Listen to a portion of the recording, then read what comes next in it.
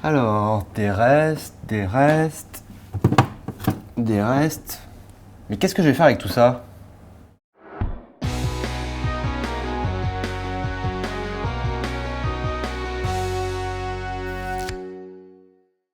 Pour faire une quiche langoustine gambas, il me faut des langoustines cuites, des gambas cuites, une pâte brisée, des œufs, de la crème liquide, des blancs de poireaux, des échalotes, de la noix de muscade, du concentré de tomate, de la ciboulette ciselée, du sel et du poivre.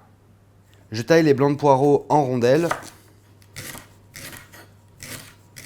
et je vais bien les laver avant de les cuire. Je fais chauffer un peu de beurre dans une poêle, j'y verse les poireaux, j'assaisonne avec du sel, du poivre.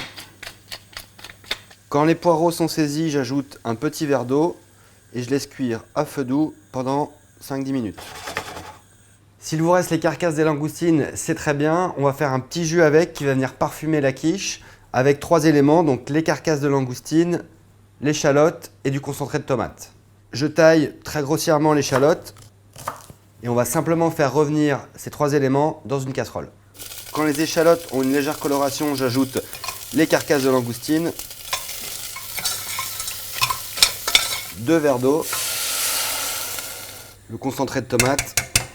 Je vais laisser cuire jusqu'à réduction quasi complète du liquide.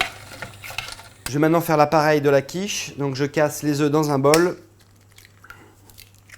J'ajoute la crème, la noix de muscade, du sel, du poivre, la ciboulette ciselée et les gambas que je vais couper en petits morceaux et je vais les ajouter. Et je mélange. Alors quand le jus a bien réduit, je vais le filtrer dans une passoire. Et j'ajoute quelques cuillères de mon jus rapide de langoustine dans l'appareil. Ça va lui donner du parfum et de la couleur. Je place la pâte brisée dans un moule. Avec une fourchette, je fais quelques trous dans le fond de tarte. Je répartis les poireaux, l'appareil.